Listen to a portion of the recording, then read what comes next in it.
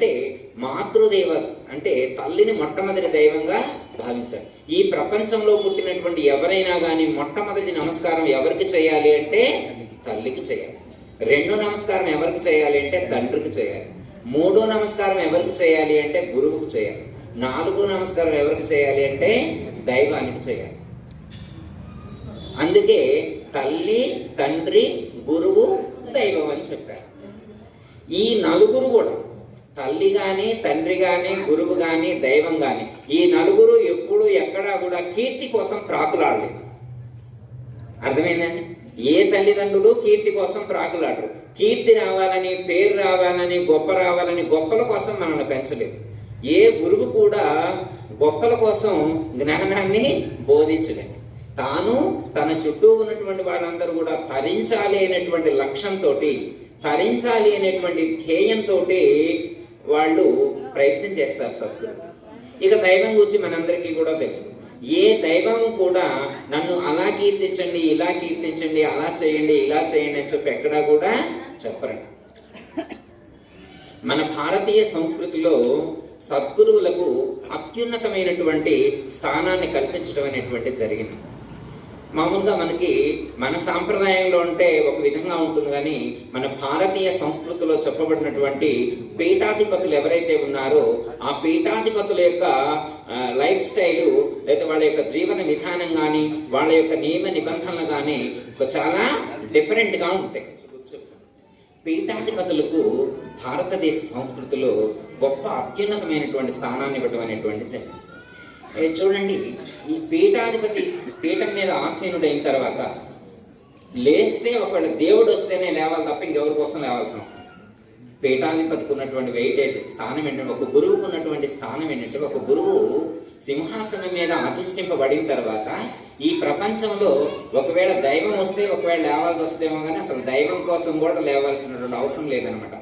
అంత స్థితిలో ఉంటాడు ఒక గురువు, ఒక పీఠాధిపతి. అయితే మామూలుగా శృంగేరిలో కానీ ఇట్లా మనం మిగతా పీఠాల్లో చూసుకుంటే ఇంత స్ట్రిక్ట్గా ఇది అమలవుతూ ఉంటుంది అనమాట.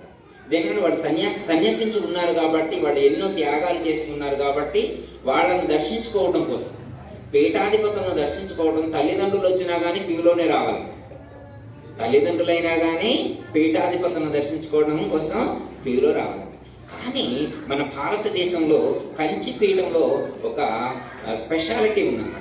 మిగతా అన్ని పీఠాలు వేరు, కంచి కామకోటి పీఠం వేరు. కంచి కామకోటి పీఠంలో ఒక శాసనం చేశారు. ఏమిటా శాసనం అంటే అది ఆ పీఠంలోనే వర్తిస్తుంది అనమాట. కంచి కామకోటి పీఠాధిపతి సింహాసనంపై కూర్చున్నప్పటికీ కూడా వాళ్ళ అమ్మగారు ఎదురు పడితే పీఠం మీద నుంచి లేచి వెళ్ళి నమస్కారం చేసి వచ్చి కూర్చోవాలని చెప్పి ఒక నియమం రాశారు. అర్థమైంది? అంటే చూడండి, ఒక పీఠాధిపతిని కూడా కన్నది ఆ తల్లే. చూడండి, ఈ ప్రపంచంలో దేవుణ్ణైనా కానీ ఈ లోకానికి పరిచయం చేయాలంటే తల్లి కావాలి. తల్లి లేకపోతే దేవుడు కూడా ఈ లోకంలోకి వచ్చేటువంటి అవకాశం లేదు. అందుకే తల్లి తర్వాతనే ఇంకెవరైనా ఈ లోకం, దేవుడు కూడా తల్లి తర్వాతనే. ఎందుకంటే ఈ ప్రపంచంలో మీరు ఎవరినైనా చూడండి, ప్రతిఫలాన్ని ఆశించకుండా నిస్వార్థంగా సహాయం చేసే మనిషి మనకు కనిపించడం చాలా కష్టం. ప్రతి ఒక్క మనిషి కూడా క్యాలిక్యులేషన్స్తో జీవిస్తూ ఉంటాడు, లెక్కలు వేసుకుంటూ ఉంటాడు. నాకేంటి లాభం? మీరు ఏదైనా అడగండి, మీరు వాళ్ళ ఇంటికి వెళ్ళినా కానీ వాళ్ళు మీ ఇంటికి వచ్చినా కానీ నాకేంటి, నాకు ఎలాంటి ప్రయోజనం ఉంది అని ఒక స్వార్థంతో, ఒక ప్రతిఫలాపేక్షతోటే ఈ లోకం మొత్తం కూడా నడుస్తూ ఉన్నది. ప్రతిఫలాపేక్ష లేకుండా, ప్రతిఫలాన్ని ఆశించకుండా నిస్వార్థంగా జీవించేటువంటి వాళ్ళు ఒక్క తల్లిదండ్రులు మాత్రమే. చూడండి, తల్లిదండ్రులు ఎంతో సంపాదించుకుంటారు, వాళ్ళు కొన్ని లక్షలు కోట్లు సంపాదించుకుంటారు. ఎంత సంపాదించుకున్నా కానీ లాస్ట్లో చివరి క్షణంలో పిల్లలకే ఇచ్చేస్తారు. ఇప్పుడు ఇందాక చెప్పారు, వాళ్ళు ఎంతో కష్టపడ్డారు. మరి అంత కష్టపడింది ఎందుకు? పిల్లల యొక్క సంతోషం కోసం, పిల్లల్ని సంతోషంగా పెంచాలని. వాళ్ళు పడ్డటువంటి కష్టాలు వాళ్ళ పిల్లలకు రాకుండా ఉండాలి అనేటువంటి లక్ష్యంతో, ఆ ఉద్దేశంతో తల్లిదండ్రులు కష్టపడుతూ కష్టాన్ని మళ్ళీ ఆ పిల్లలకు తెలియనీయకుండా, వాళ్ళు పడేటువంటి కష్టాన్ని పిల్లలకు తెలియకుండా కన్నీళ్లను లోపలే ఇముడ్చుకొని లోపలే ఇంకింప చేసుకొని చిరునవ్వుతో పిల్లలను ఆదరిస్తూ వాళ్ళను పెంచడం అనేటువంటిది మామూలు విషయం అయితే కాదు అని మనం చెప్పుకోవచ్చు. అందుకే తల్లిదండ్రుల యొక్క రుణం మనం తీర్చలేము. ఇప్పుడు ఒకరోజు ఒక పిల్లవాడికి చిన్నప్పటి నుంచి తల్లి ఎంత సేవ చేసి ఉంటుందో ఆలోచించండి. ఎన్ని రాత్రులు, చిన్నపిల్లలు చూడండి, చిన్నపిల్లల్ని పెంచాలంటే ఎంత కష్టమో ఆ తల్లికే తెలుస్తుంది అనమాట ఆ బాధ అనేటువంటిది. కానీ ఆ ప్రేమ చేత, పిల్లల మీద ఉన్నటువంటి ప్రేమ చేత తల్లిదండ్రులు దాన్ని మర్చిపోతారు. కానీ అదే ఒక పిల్లవాడు పెద్ద అయిన తర్వాత ఆ తల్లికి అన్ని రోజులు సేవ చేస్తాడో చూడండి. ఒక పిల్లవాడిని పెంచాలంటే కనీసం మినిమం వాళ్ళ నాలెడ్జ్ రావాలంటే కనీసం ఒక 5-6 సంవత్సరాలైనా కానీ జాగ్రత్తగా కాపాడుకోవాలి. ప్రతి క్షణం కూడా కాపాడుకోవాలి. ఒక తల్లికి అనారోగ్యం చేసిందంట, పిల్లవాడు పట్టించుకోవట్లేదు,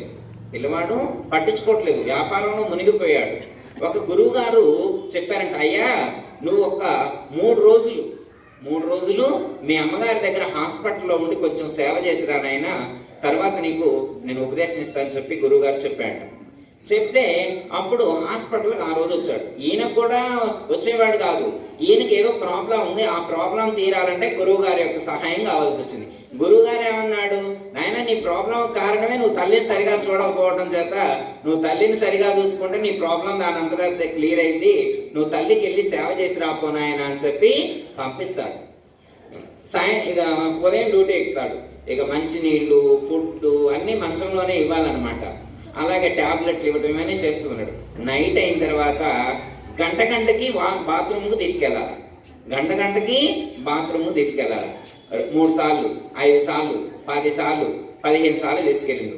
మొదటి రోజు అయిపోయింది. మొదటి రోజు మూలుక్కుంటూ చేసిండు. ఇక రెండో రోజు ఇక చేయలేనటువంటి పరిస్థితి, చేత కావట్లేదు, కష్టంగా ఉంది.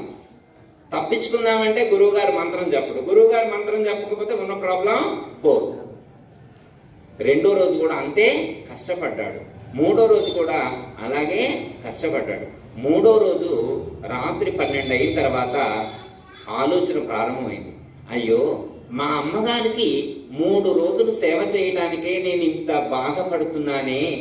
మా అమ్మ నా కోసం సరిగా తినకుండా కడుపు మార్చుకొని ఎన్ని రాత్రులు కష్టపడిందో నా కోసం. ఆ కష్టాన్ని లెక్కలో వేసుకుంటే నేనెంత, నా సేవ ఎంత అని చెప్పి కళ్ళమ్మటి నీళ్ళు తిరుగుతుంది. తాను చేసినటువంటి తప్పు గుర్తుకొస్తూ ఉంది, బాధపడుతూ ఉన్నాడు. ఇంకా వ్యాపారం లేదు, ప్రాబ్లమ్స్ లేవు, గురువు గారితో సంబంధం లేదు. ఇంకా 4వ రోజు అయింది, 5వ రోజు అయింది, 6వ రోజు అయింది. హాస్పిటల్ నుంచి ఇంటికి డిశ్చార్జ్ చేశారు. ఇంటికాడి నుంచి కూడా ఉద్యోగానికి ఆఫీస్కి వెళ్ళట్లా, వ్యాపారం చూసుకోవట్లా. కొడుకు ఫోన్ చేసి చెప్పాడు, అబ్బాయి నేను ఇవాడి నుంచి నేను వ్యాపారానికి రావట్లేదు, నువ్వే చూసుకో, నేను మా అమ్మని చూసుకుంటా అని చెప్పి ఆ రోజు నుండి వాళ్ళ అమ్మ యొక్క సేవలో జీవితాంతం వరకు కూడా గడిపాడు. ఆయనకున్నటువంటి ప్రాబ్లమ్స్ మొత్తం వెంటనే క్లియర్ అయిపోయినాయి. రావాల్సినటువంటి బాకీలన్నీ వచ్చినాయి. వీళ్ళు అనుకున్నటువంటి ఎస్టిమేషన్ కంటే వీళ్ళు ఆ సంవత్సరం 10 కోట్లు టార్గెట్గా పెట్టుకుంటే 25 కోట్లు టర్న్ ఓవర్ అయింది. ఎందుకంటే తల్లిని మించిన దైవం లేదు. ఇంకోటి ఏంటంటే తల్లి ప్రత్యక్ష దైవం. ఇప్పుడు రాముడు ఉన్నాడనుకోండి మనం చూడలేదు, కృష్ణుడు ఉన్నాడనుకోండి మనం చూడలేదు, వెంకటేశ్వర స్వామి ఉన్నాడనుకోండి మనం డైరెక్ట్గా చూడలేదు. వాళ్ళు దైవాలు అయి ఉండొచ్చు, కానీ ప్రత్యక్షంగా మనకు హెల్ప్ చేసినటువంటి, ఇప్పుడు మనకి సపోజ్ నాకు ఒక షర్ట్ కావాలనుకోండి, వెంకటేశ్వర స్వామి చెప్తే వెంటనే ఇస్తాడా డైరెక్ట్గా? అదే మా అమ్మకి చెప్తే తెల్లారి బాటికి షర్ట్ ఇచ్చింది. మా నాన్నకి బైక్ కావాలని చెప్తే తెల్లారి బాటికి తీసుకొచ్చి అప్పు చేసి మరి 50,000 అప్పు తీసుకొచ్చి 2 రూపాయలు వడ్డీకి తీసుకొచ్చి బైక్ నాకు ఇప్పించాడు. తండ్రి దైవం. తల్లిదండ్రుల కంటే హీరోలు ఎవరున్నారు? తల్లిదండ్రుల కంటే దైవాలు ఎవరున్నారు? ఈ జ్ఞానం మనకు కొంచెం దృఢమైతే చాలు. ఈ లోకంలో వృద్ధాశ్రమాలు అనేటువంటివి ఉండేవి కావు. వృద్ధాశ్రమాలు పెరుగుతున్నాయి అంటే కారణం మనలో ప్రేమ తగ్గిందని నేను అంటలేదు, మన యొక్క జీవన విధానంలో మార్పులు వస్తూ ఉన్నాయి. ఆ మార్పులను మనం మార్చుకునేటువంటి ప్రయత్నం చేయాలి. అయితే అమ్మకు సంబంధించి ఒక పాట ఉంది. ఆ పాట చదివిన తర్వాత ఈ సందర్భంగా 2 మాటలు ఏదైనా చెప్పేటువంటి ప్రయత్నం చేస్తాం.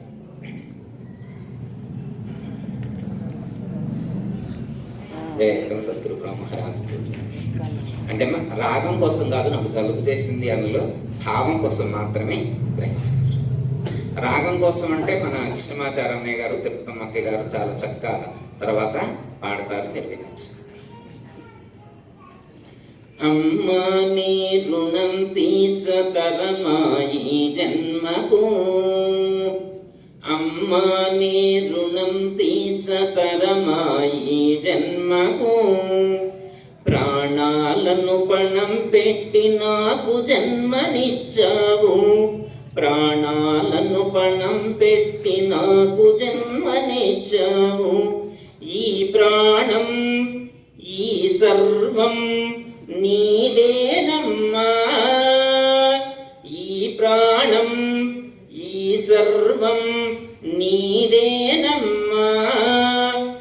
అమ్మ నీ రుణం తీర్చతరమా నా జన్మకు, మీ రక్తం పిండి మాకు చెమటగా చిందించినారు, మీ డొక్కలు మార్చుకొని మా డొక్కలు నింపారు, పరమాన్నం మాకు పెట్టి పచ్చడి తిన్నారు మీరు, బాధ్యతలు తీసుకుని బాధలెన్నో ఓచారు, బాధ్యతలు తీసుకుని బాధలెన్నో ఓచారు, అప్పులెన్నో చేశారు, నే చేసిన తప్పులన్నీ కాచారు. అమ్మా అని పిలిచితే, అమ్మా అని పిలిచితే అంత బాధలో కూడా అంతులేని ఆనందం పంచావమ్మా, అంతులేని ఆనందం పంచావమ్మా. అమ్మా నీ రుణం తీర్చతరమాయి జన్మకు, నా ఊపిరి నీవమ్మా, నా శ్వాసే నీవమ్మా. అమ్మా నీ ఒడి లోపల స్వర్గమున్నది, నిన్ను తాకగానే నా మేలు పరువశిస్తుంది.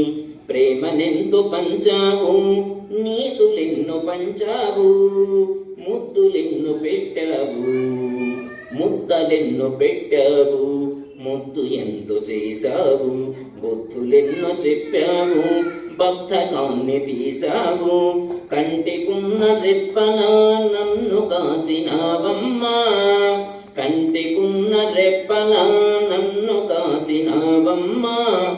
అమ్మా అని పిలిచితే అంత బాధలో కూడా అంతులేని ప్రేమను పంచావమ్మా, అంతులేని ప్రేమను పంచావమ్మా. అమ్మా నీ రుణం తీర్చతరమాయి జన్మకు, అమ్మా నీ రుణం తీర్చతరమాయి జన్మకు. అమృతాన్ని తెచ్చి బ్రహ్మ నిన్ను మలచినాడేమో, ఆ బ్రహ్మదేవుడు అమృతాన్ని తెచ్చి నిన్ను అమ్మగా మలిచాడేమో. అవతార మూర్తులంత బారులు తీరారు ఇలను, అవతార మూర్తులంత బారులు తీరారు ఇలను. లోకాల నేలేటి లోకేశులందరూ, లోకాల నేలేటి లోకేశులందరూ అమ్మా నీ ప్రేమ కొరకు దిగి వచ్చారు, అమ్మా నీ ప్రేమ కొరకు దిగి వచ్చారు. ఆది మహావిష్ణువే శ్రీకృష్ణునిగా వెలసి, ఆది మహావిష్ణువే శ్రీకృష్ణునిగా వెలచి, యశోదమ్మ ప్రేమ కొరకు ఎన్ని పాటలు పడ్డాడో, యశోదమ్మ ప్రేమ కొరకు ఎన్ని పాటలు పడ్డాడో. వర్ణించలేనమ్మా మధురమైన నీ ప్రేమ, మరువరానిది ప్రేమ. అమ్మా అని పిలిచితే అంత బాధలో కూడా అనురాగం పంచావమ్మా, అనురాగం పంచావమ్మా. అమ్మా నీ రుణం తీర్చతరమా ఈ జన్మకు, కొలతల కందని దైవం నీవమ్మా, కొలతల కందని దైవం నీవమ్మా, నీ ప్రేమను కొలిచే త్రాసే వేదమ్మా, నీ ప్రేమను కొలిచే త్రాసే వేదమ్మా, అణువణువున నీలో అమృతముందమ్మా, అణువణువున నీలో అమృతముందమ్మా, భాషకు అందని భావం నీవమ్మా, భాషకు అందని భావం నీవమ్మా, సర్వదేవత సన్నిధి నీవమ్మా, సర్వదేవత సన్నిధి నీవమ్మా, నీ దీవెన ఉంటే దివ్యం నాకమ్మా, నీ దీవెన ఉంటే దివ్యం నాకమ్మా, నీ పాద ధూళినై పడి ఉంటానమ్మా, నీ పాద ధూళినై పడి ఉంటానమ్మా, అమ్మా నీ రుణం తీర్చతరమా ఈ జన్మకు, తరమా ఈ జన్మకు.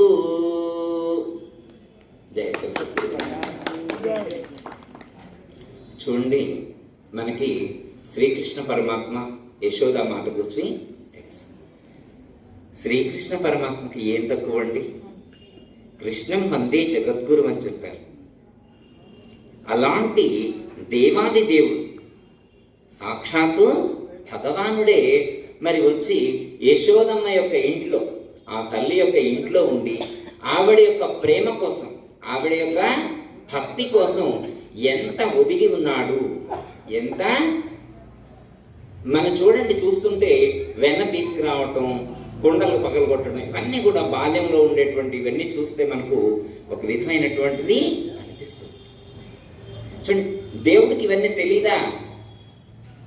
చూడండి, ప్రపంచంలో ఉన్నటువంటి దేవుళ్ళందరికీ ఇది తెలుసు. అయినా కానీ ఏ దేవుడైనా కానీ తల్లిదండ్రుల ద్వారానే ఈ లోకానికి పరిచయం కావాలి. శ్రీరాముడైనా అంతే, శ్రీకృష్ణుడైనా అంతే, ఎవరైనా సరే ఈ లోకంలో ఉన్నటువంటి ఏ అవతారమూర్తి అయినా కానీ, యోగులైనా కానీ, ఎవరైనా కానీ ఇలా జీవించవలసిందే. మహాత్ముల యొక్క జీవిత చరిత్రను మనం ఒక్కసారి పఠిస్తే వాళ్లకు వాళ్ళ తల్లిదండ్రుల పట్ల ఎంత గొప్ప భావన ఉందో మనకు అర్థమవుతుంది. ఎందుకంటే మనం ఎంతో గొప్పగా ప్రేమించాం, మన తల్లిదండ్రులను ఎంతో గొప్పగా ప్రేమించాం. మహాత్ములు కూడా అలాగే ఆచరించి మనకు చూపెట్టారు. ఇప్పుడు తల్లిదండ్రులకు పిల్లల మీద ప్రేమ ఉంటుంది, అది ఎవరు కూడా తీసేయలేనటువంటి. ఎందుకంటే మీరు వెళ్ళి ఎన్నైనా చెప్పండి, కడుపు కోత అంటారు, లేకపోతే వాళ్ళకి మనసులో ఖచ్చితంగా ఆ భావం ఉంటుందన్నమాట, ప్రేమ ఉంటుందన్నమాట.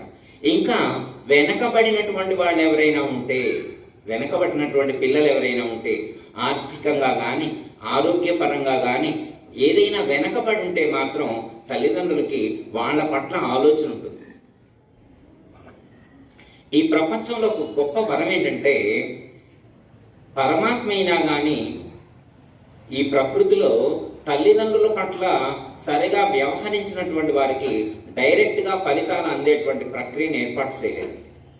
ఇప్పుడు ఉదాహరణకు మనం ఏదైనా ఒక వ్యాపారం చేయాలనుకోండి, కలిసి రావట్లేదు అనుకోండి, ఒక ఉద్యోగం కోసం ప్రయత్నం చేస్తున్నాం అనుకోండి, ఇంకా సంతానం కోసం కానీ చదువు కోసం కానీ ఎక్కడైనా ప్రయత్నం చేసేప్పుడు మనకి బ్యాకప్ అయ్యామనుకోండి, సరిగా మనం అనుకునే ముందుకు వెళ్ళట్లేదు అనుకోండి, వెంటనే తల్లిదండ్రులను గుర్తు చేసుకోవాలి. స్థూల శరీరంతో తల్లిదండ్రులు ఉంటే వెళ్ళి వాళ్ళకి నమస్కారం చేసి వాళ్ళ అక్షంతలు వేయించుకొని ఆశీస్సులు తీసుకొని వస్తే ముందుకు వెళ్తారు. ఇది వ్యవహారికంగానే కాదు, ఆధ్యాత్మిక పరంగా కూడా ముందుకు వెళ్ళాలంటే ఖచ్చితంగా తల్లిదండ్రుల యొక్క అనుగ్రహం. ఎందుకంటే తల్లిదండ్రులనే, ఎందుకంటే మనకి ఎంతో నిస్వార్థంగా ఎంతో ప్రేమతో మనకి సహాయ సహకారాలు అందించినటువంటి తల్లిదండ్రులనే మర్చిపోతే మనం భగవంతుడు ఎలా క్షమిస్తాడు, ఈ ప్రకృతి ఎలా విడిచిపెట్టుద్ది? అర్థమైనా? ఈ ప్రపంచంలో ఎవరి నుంచైనా తప్పించుకోవచ్చే కానీ పరమాత్మ నుంచి తప్పించుకోవటం ఎవరికి కూడా సాధ్యమయ్యేటువంటిది.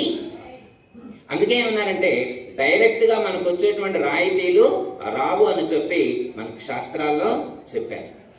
అర్థమైనా? అందుకే తల్లిదండ్రుల పట్ల వినయ విధేయతలు కలిగి తమ యొక్క ధర్మాలను, కర్తవ్యాలను నిర్వర్తించినటువంటి వాళ్ళ యొక్క జీవన విధానంలో ఖచ్చితంగా సక్సెస్ అనేటువంటిది ఉండి తీరుతుంది. ఇది ఇహ ఇహలోకంలోనే కాదు ఆధ్యాత్మిక పరమైనటువంటి జీవన విధానంలో కూడా ఇది ఖచ్చితంగా వర్తించి తీరుద్ది.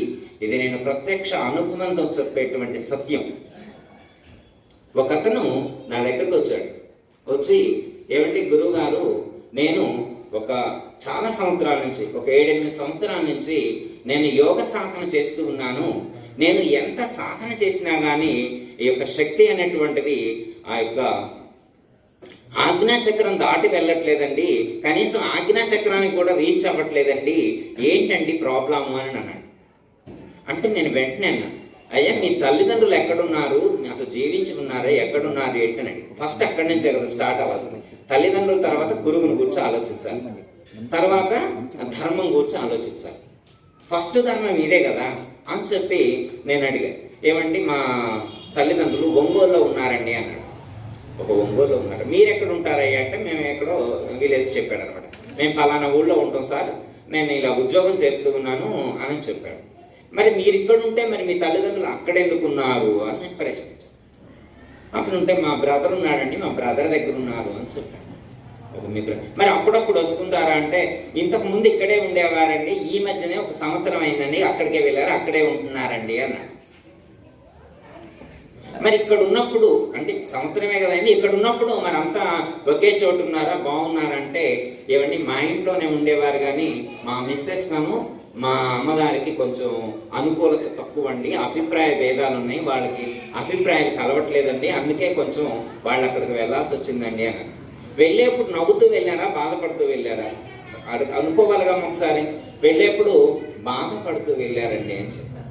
అయితే వెళ్ళి నీకు చేతనైతే మీ ధర్మపత్నిని కూడా తీసుకుని వెళ్ళండి, నీకు వీలైతే నీ ధర్మపత్నితో సహా వెళ్ళి ముందు మీ తల్లిదండ్రులకి సాష్టాంగ నమస్కారం చేసి వాళ్ళ ఆశీస్సులు తీసుకోండి.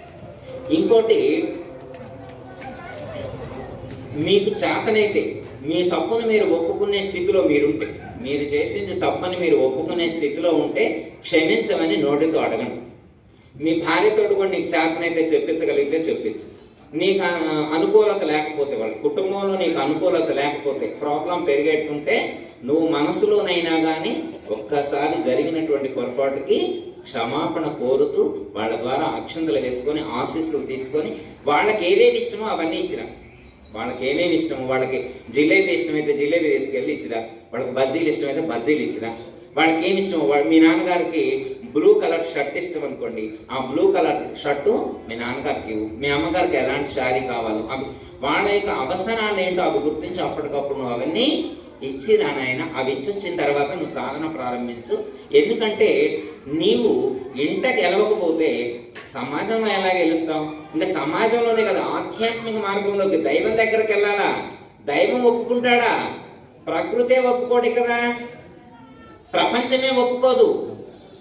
కాబట్టి వ్యవహారిక జీవన విధానంలోనైనప్పటికీ కూడా, ఆధ్యాత్మిక రంగంలోనైనప్పటికైనా కానీ తల్లిదండ్రుల యొక్క ఆశీస్సులు ఉండాలి, తల్లిదండ్రుల యొక్క ప్రేమను పొందాలి. శంకరాచార్యులు వారు జగద్గురు. శంకరాచార్యులు వారు జగద్గురు. ఎందుకంటే ఆయన ఎంతటి శక్తిమంతుడో మనందరికీ తెలుసు. సాక్షాత్తు శంకరుడే శంకర భగవత్పాదులుగా కేరళ రాష్ట్రంలో కాలడి గ్రామంలో జన్మించారు. మరి అలాంటి మహానుభావుడు ఎంత శక్తి ఉంది అంటే, ఆయన ఒక ఇంటికి భిక్షకు వెళితే ఆవిడ ఆలోచించింది భిక్ష సమర్పించడానికి. ఆవిడకు ఉన్నటువంటి ఆర్థిక పరిస్థితికి డబ్బులు తీసుకొచ్చి భిక్ష వేసే పరిస్థితిలో లేదు. ఏమైనా పదార్థాలు సమర్పించడంగానే అన్నీ నిండుకున్నాయి, ఏవి ఇవ్వలేని పరిస్థితిలో. ఇల్లు మొత్తం వెతికితే, గిన్నెలు మొత్తం, డబ్బాలు మొత్తం వెతికితే ఎండిపోయిన ఉసిరికాయ ఒకటి కనిపించింది. అలాంటి ఎండిపోయినటువంటి ఉసిరికాయ తీసుకొచ్చి శంకరాచార్యుల వారి యొక్క ప్లేట్లు, ఆ పాత్రలో వేస్తే ఆయన సరే ఏదో వేసిందని వెళ్ళలేదండి. మహాత్ములు అన్నీ ఆలోచిస్తారు. ఒక మాట అనగలోనే కొట్టువేయబడుద్దా? కొట్టువేయబడదు. ఏం జరిగింది, ఎందుకు జరుగుతుంది అన్ని పరిశీలిస్తారు మహాత్ములు.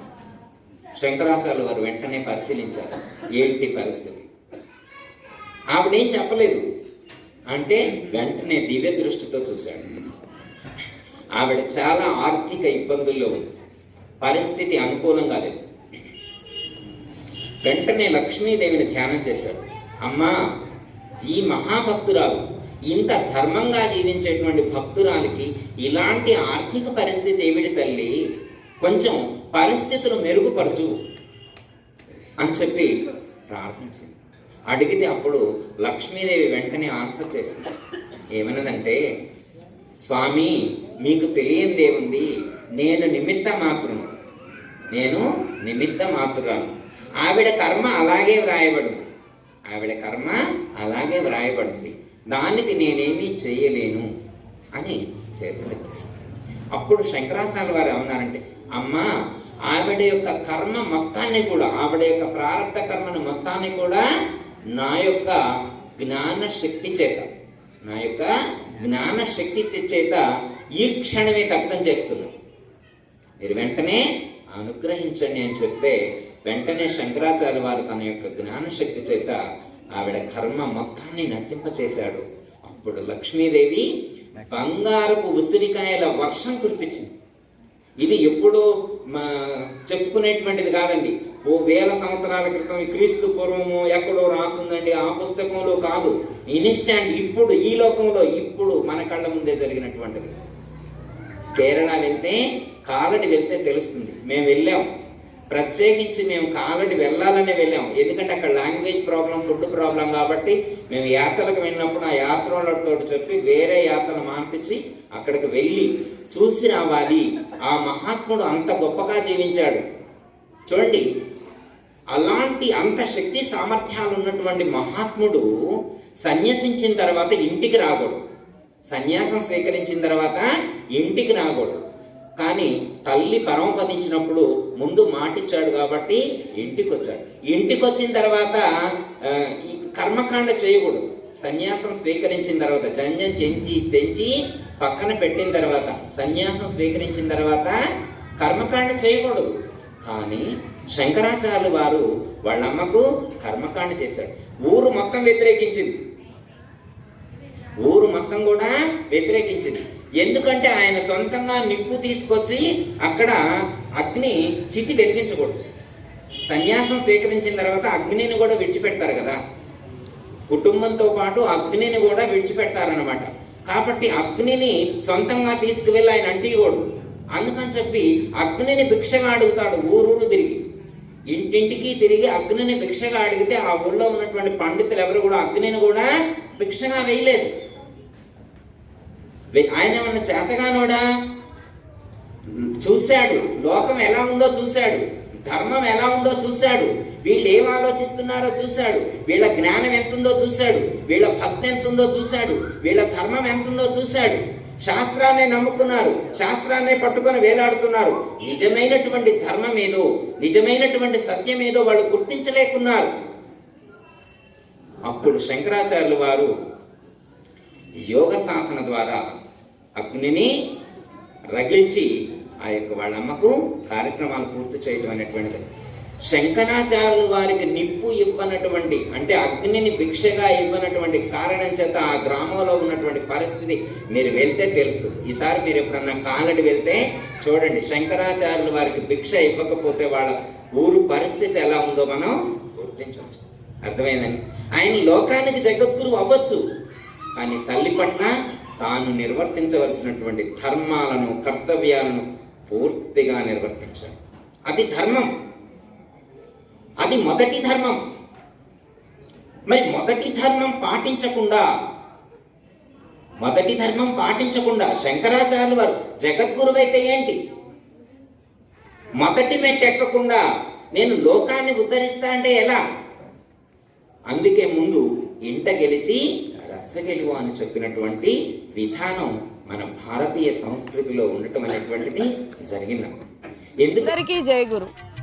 మరిన్ని ఆధ్యాత్మిక రహస్యాల కోసం అచల బోధ, ఆత్మబోధ, భగవద్గీత, అలాగే పండుగల్లో దాగిన అర్థాలు, అంతరార్థాల కోసం మరియు యోగము, ధ్యానము మొదలైన అనేక ఆధ్యాత్మిక తెలుగు ప్రవచనాల కోసం క్రింద ఉన్నటువంటి రెడ్ కలర్ సబ్స్క్రైబ్ బటన్ను క్లిక్ చేయండి.